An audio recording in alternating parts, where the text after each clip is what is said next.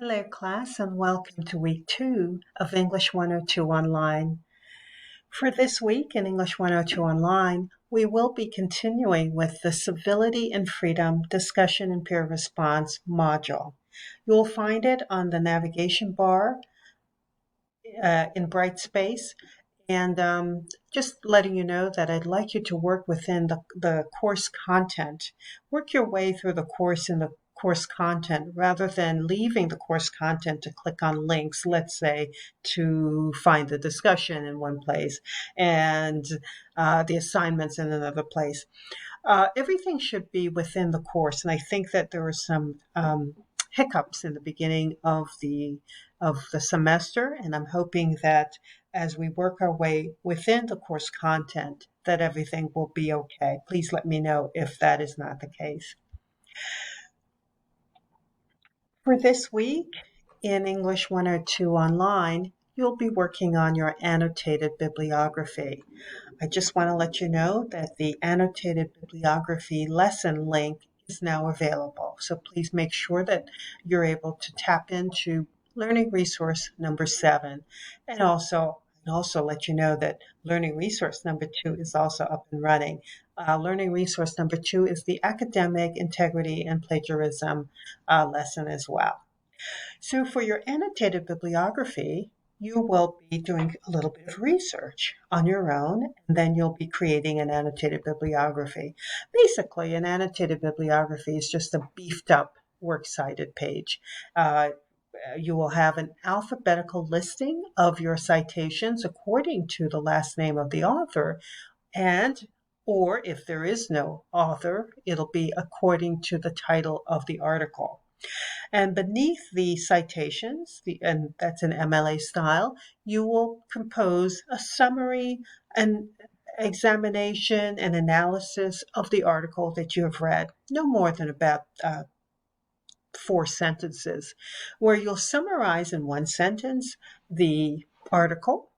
Then you'll provide some background information, perhaps, on the author of the article, their credentials, what gives them the right to write this article. Is that person an expert in that particular topic? Is he or she a doctor or a psychology professor? Or what is the background and the credentials of the author? How will you use this information in your essay? That's also something that you can include in your annotation. And also, did you find the information helpful? Did you examine it to find it helpful? Did the author leave something out that should have been included? So you can analyze the information to the best of your ability. So that is an annotated bibliography, and if you go to the link, it'll give you more information about it. I really don't want it to be more than about 4 sentences. So please don't feel that you have to write a very large, uh, very long paragraph on it.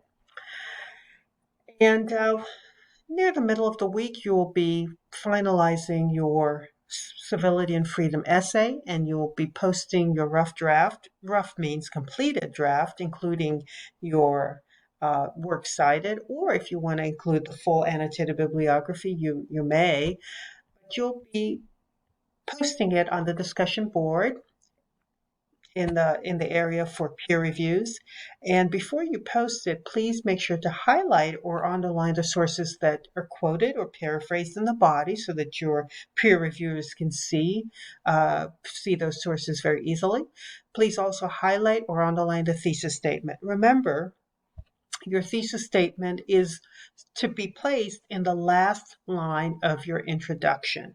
So your introduction may start off grabbing the reader's attention with a hook, providing some background information about your topic so that the reader can get a kind of context for your topic. You may refer to a reading, or you may refer to a particular article that we've read, and then you kind of maybe summarize that and get to the thesis, which is your opinion about your topic and why. That is what a thesis is, your opinion about your topic and why.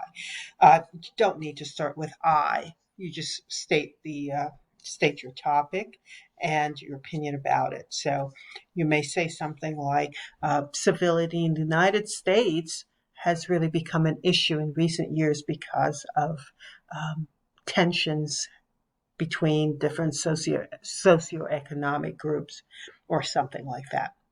After posting, please make sure to respond to review the drafts of two of your classmates at least. Please make sure to respond to them with a focus on how they've integrated their sources and how they've supported their thesis statement. You may say things like, "You did a great job with your introduction. I love how you developed your body paragraphs, but you may need to work on perhaps um, uh, uh, you may need to work on your introduction a little bit more, or you may need to work on your body paragraph, or integrating sources may be a problem." So you may want to give some kind of feedback.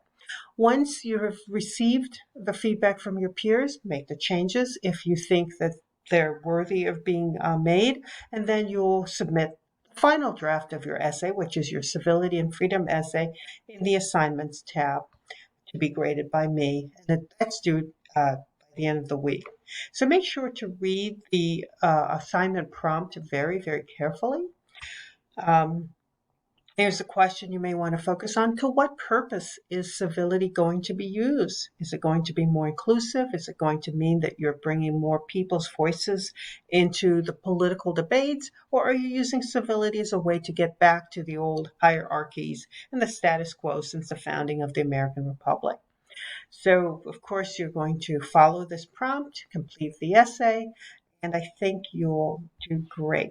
Make sure to include an MLA style works cited at the end. And I would like you to use the font called Verdana, Verdana, size 12 throughout. So make sure that your entire essay is in Verdana font, and I'll add that to your essay requirement. I hope this was helpful. Thank you.